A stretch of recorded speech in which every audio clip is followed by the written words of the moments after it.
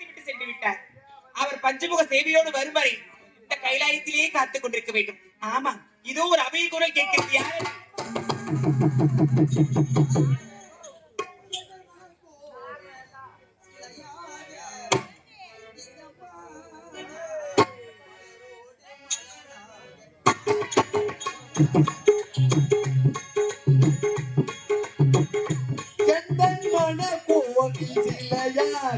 அமர்தாயம்மா மனதோடு மலராக மலர்ந்தாயம்மா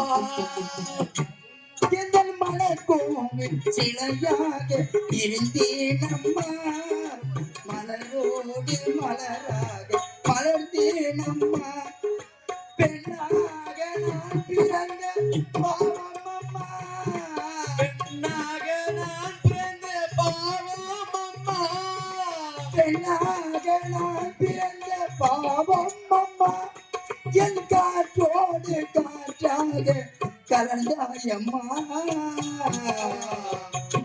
என்னையார் என்று நீ பார்க்கிறார் இது யார் பாடும் பாடல் என்று நீ கேட்கிறார் நான் அவள் பேரை தினம் பாடும் உயிரல்லவா என் பாடல் அவள் தந்த மொழி அல்லவா என்னையா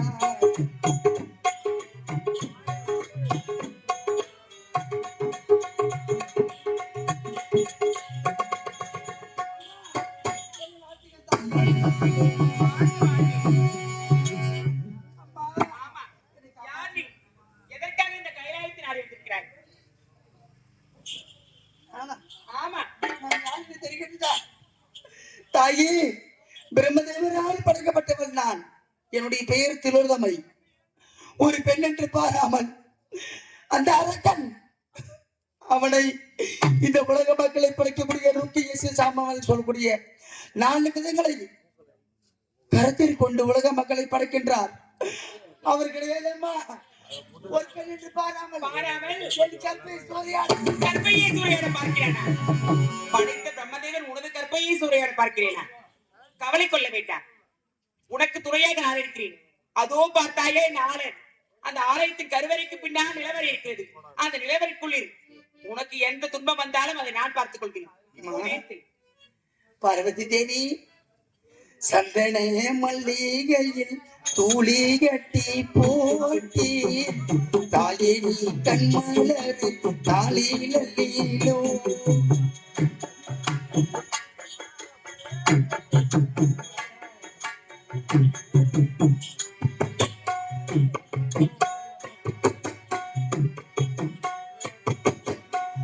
சந்தனே மல்லிகையில் தூளி கட்டி பூட்டி தாயே நீ கண்மலரு தாளே நல்லேலோ இந்த உலகையாலும் தாய்க்கு செல்ல புள்ள நான் இருக்கேன். என் கவலை தீர்க்க வேணாமா கண்மலரு காலே சந்தனே மல்லிகையில் தூளி கட்டி பூட்டி தாயே நீ கண்மலரு தாளே நல்லேலோ.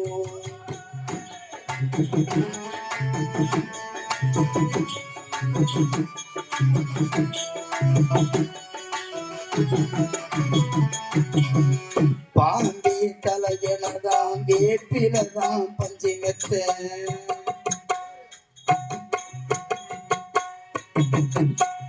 பாம்பே தலையனதாம் வேப்பிலதாம் பஞ்சிமத்த எந்த ஒரு பிள்ளைக்குமே எந்த வரம் கிடைக்கல ஆனந்தம் பொங்குதம்மா மிட்ட மிட்ட சன்னதியில ஆயி மகமாயி நான் என்ன கொடுத்து வச்சேன் பாவம் எந்த பாவம் என் நெஞ்சு நிறைய வச்சேன்.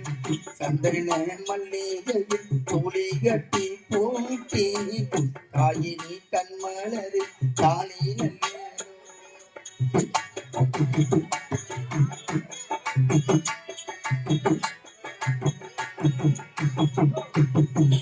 ஒருவாய் சூரியனுக்கு ஊட்டி விடும் வேளையிலே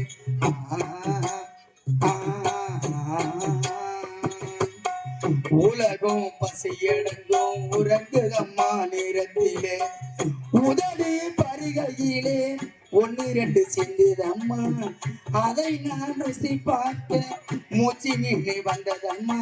ஆயி மகமாயி நான் என்ன கொடுத்து வச்சேன், பாதம் இந்த பாதம் என் நெஞ்சில் நிறைய வச்சேன். சண்டை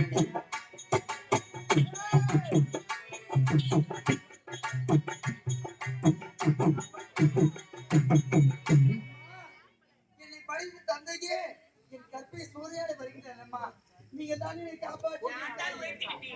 நீ நாளைக்கு பின்னர் நிலவரை இருக்கிறது. அந்த நிலவரைக்குள்ளே உனக்கு எந்த துன்பம் வந்தாலும் அதை நான் பார்த்துக் கொள்கிறேன். சென்று வா. எப்படியோ அந்த பெண்ணின் அவல குரலுக்கு ஏற்றபடி அவளுக்கு துணையாக இருந்து விட்டோம். இருந்தாலும் சுவாமி வருகிறேன் என்று உரைத்தார் அல்லவா, சுவாமி வருகிறாரா என்று பார்க்க வேண்டும். சுவாமி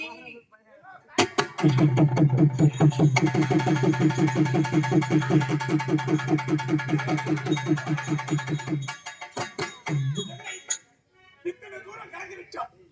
இலட்சமா எங்கே சென்றால் என்பது தெரியவில்லை. ஆமா, இத்தனை தூரம் வந்து மாமாவை சந்திக்காமல் சென்றார். அவருடைய பாவத்திற்காக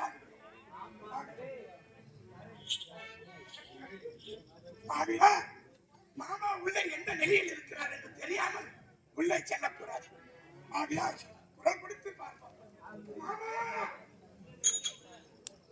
மாமா,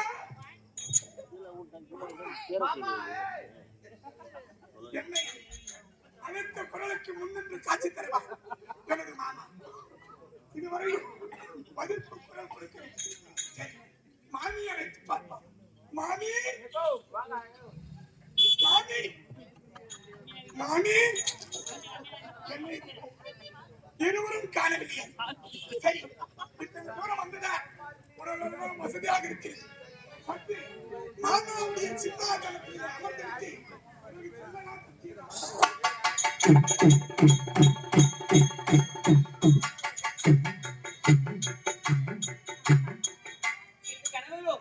இந்த பாமர மக்களுக்கெல்லாம் படியளந்து விட்டு பஞ்சமுக சேவையோடு காட்சி தருகிறேன் பார்வதா என்று உரைத்து விட்டு சென்றார். இன்னும் வீடு திரும்பவில்லையே சுவாமி.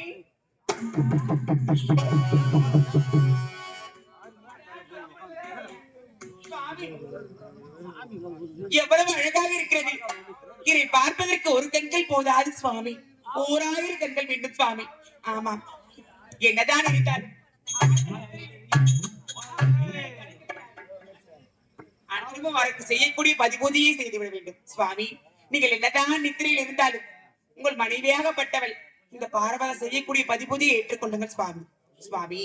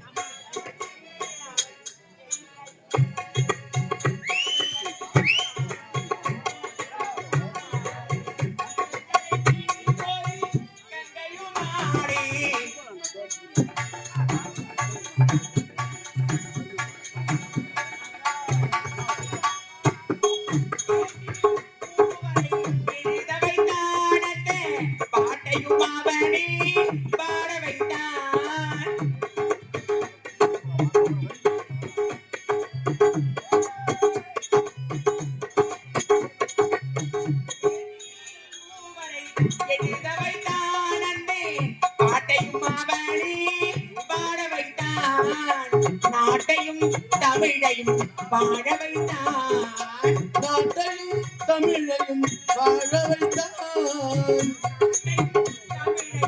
வாழ வைத்தான். அவன் நமக்கென்று உள்ளதை பழகிவிட்டான்.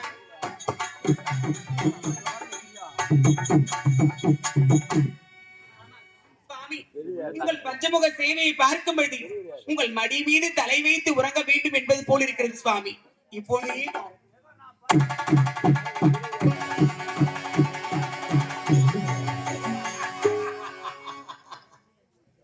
யானைபுரம் பெண்ணே மணி ஓசுவதும் முன்னே பெண் புத்தி என்று சொல்வார்கள். கணவன் வாக்கை கேளாமல் நான் உங்களுடைய பஞ்சமுக சேவையை என்று பார்த்தே தீர்வீர் என்று தானென்று அனுபவத்தோடு இடத்தில் கேட்டாள். அதனால் எனக்காக இல்லாவிட்டால் பார்வதி தேவியின் அழகை பார்க்க வேண்டும் என்பதற்காகவே பஞ்சமுக சேவையோடு வந்திருக்கிறேன். அவள் அழைப்போம். உமா, பார்வதா, சக்தி என்ற ஈசன் நான் ஒரே ஒரு குரல் கொடுத்தால் இந்த கைலிங்கின் மலையில் எங்கிருந்தால் சொல்லுங்கள் சுவாமி என்றெல்லாம் ஓடி வருவான்.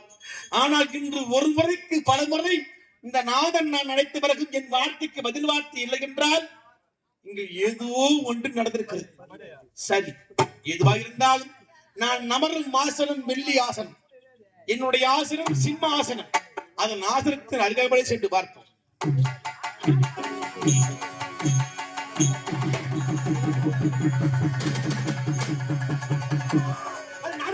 போட்டி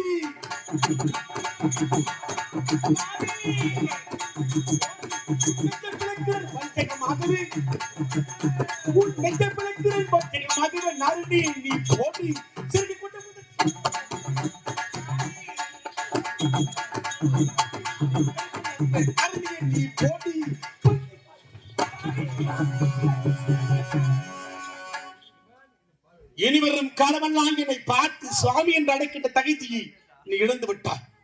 எப்போது யாராருக்கோ தூக்கம் வருது, உனக்கு ஒன்னும் தூக்கம் வரலையே ராஜா.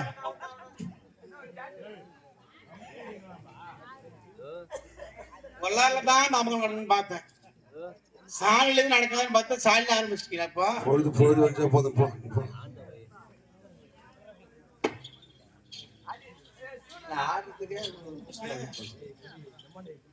இனிவரும் காலையை பார்த்து சுவாமி நடக்கின்ற வார்த்தை நீ சொல்லாது. எப்போது தாலி கட்ட கடவன் நான் உயிரோடு இருக்கும் பொழுது என்னை மறந்துவிட்டு மாற்றாதுக்கு எப்படி பதிவு செய்து அது பற்றி இல்லாமல் எவ்வளவு ஆணம் வந்திருந்தால் அவன் மடி மீது உன் திறமை என்றால் நீ எத்தனை ஆணம் படைத்தவள், அதை பதவி சென்றடிப்பட்ட தகுமா?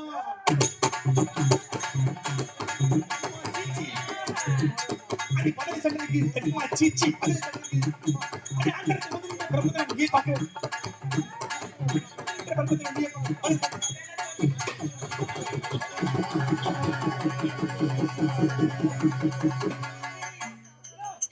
தாலியை கட்டி கணவன் நீங்கள் இருக்கும்போது நான் எதற்கு சுவாமி மாற்றான் மடியில் தலை வைத்து உறக்க போகிறேன்? நான் கூறுவதை கேளுங்கள் சுவாமி. அப்படி என்றால் என் கண்ணால் பார்த்தது பொய்யா, என் இருவிழிகளால் பார்த்தது பொய்யா? நான் மறு சபையை பார்த்து அந்த பாதி பிரம்மன் மனைவியை சிரமத்தை வைத்துக் கொண்டிருந்தாயே, அது கண்ணால் கண்டது பொய்யா? பொய்யா? என்ன ஒரு ஆணும் படைத்திருந்தால் நான் அப்படி கழித்தேன். எது வேண்டுமானால் கேள், கொண்டு வருகிறேன். ஆனால் பச்சை சாமியை நீ பார்க்க வேண்டாமல் உரைத்தேன். ஆனால் நீ கேளாமல் பார்க்க துடித்தாய். அசமயந்த ஆதித்தை பட்ட ஆபத்து வந்துவிட்டது.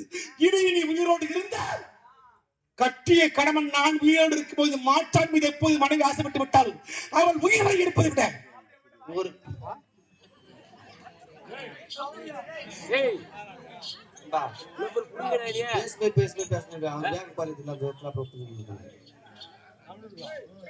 மகிழ்ச்சி மகிழ்ச்சி மகிழ்ச்சி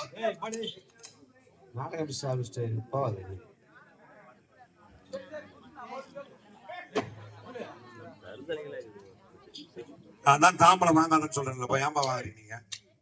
மரியாதையில் ஊர்ல எதுக்கு வாங்குறீங்க? ஒருத்தரை பார்க்காத ஊரை பார்க்கணும். ஊர் தான் பாத்துக்கிட்டு வேடிக்கை ஊர் தான் பாக்குது, ஒருத்தரை பாக்குறாங்க.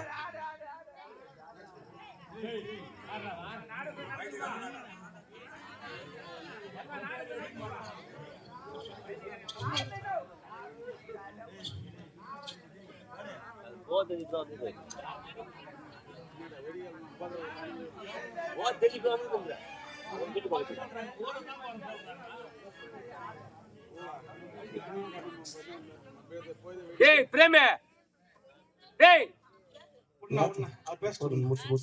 அடி பார்வதா, அடி பாதகன் பெற்றெடுத்த காதகன் மகளட்டையும்